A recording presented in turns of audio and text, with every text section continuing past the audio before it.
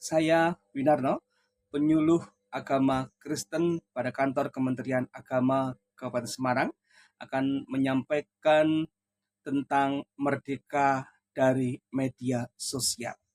Sedulur Kemenak, dimanapun sedulur Kemenak berada, waktu kita kecil kita masih mengenal ada permainan gobak sodor, ada permainan congklak, ada permainan petak umpet, main tali dan lain sebagainya. Tetapi di era digital saat ini, hampir kita tidak menemui lagi permainan-permainan yang ramah anak pada saat itu.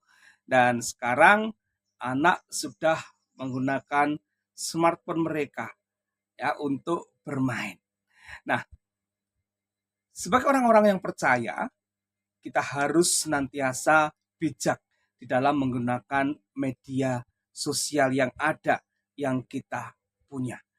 Nah, hari ini saya akan menyampaikan tentang merdeka dari media sosial. Nah, apa itu merdeka dari media sosial? Merdeka dari media sosial ini bisa diartikan sebagai upaya untuk melepaskan diri ya dari ketergantungan media sosial dan mendapatkan kembali kendali atas waktu, atas perhatian dan kesejahteraan mental kita. Nah, pertanyaannya, apakah kita benar-benar bisa merdeka dari media sosial? Hari ini saya akan menyampaikan beberapa poin bagaimana kita bisa merdeka dari media sosial. Yang pertama itu adalah detox media, detox digital. Nah, bagaimana detox digital itu bisa kita lakukan dalam kehidupan kita?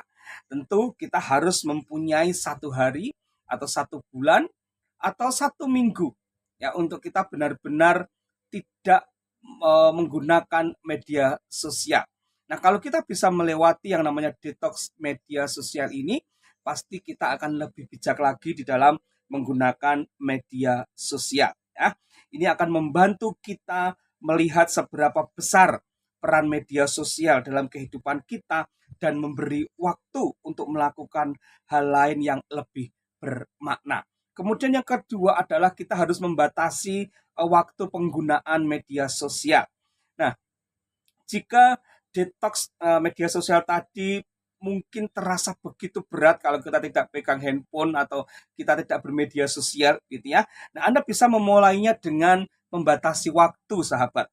Jadi manfaatkan fitur yang ada di ponsel kita untuk memantau dan membatasi waktu penggunaan aplikasi di media sosial ya. Misalnya kita perlu atur batasan mungkin hanya 1 jam per hari atau semua aplikasi media sosial kita batasi karena itu sangat penting sekali buat kita. Kemudian yang berikutnya yang ketiga adalah matikan notifikasi. Nah, notifikasi ini adalah salah satu pemicu utama yang membuat kita terus-menerus untuk membuka media sosial.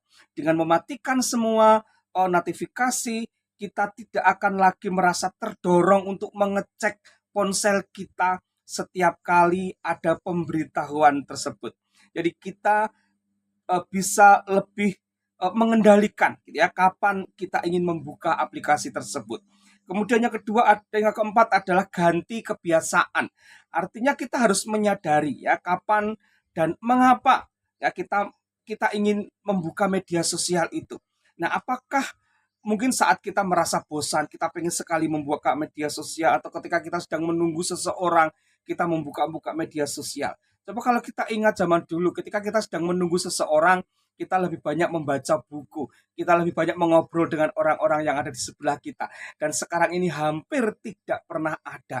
Kita sibuk dengan media sosial kita, kita sibuk dengan ponsel kita. Makanya kita perlu mengganti kebiasaan yang tidak baik ini, kita ganti dengan kebiasaan-kebiasaan yang baik dengan membaca buku atau dengan berkomunikasi dengan orang-orang yang ada di sebelah kita. Dan kemudian yang kelima adalah kita harus memilih dan memilah akun yang kita ikuti. Ada banyak akun yang menjerumuskan kehidupan kita, membawa kita jauh dari Tuhan.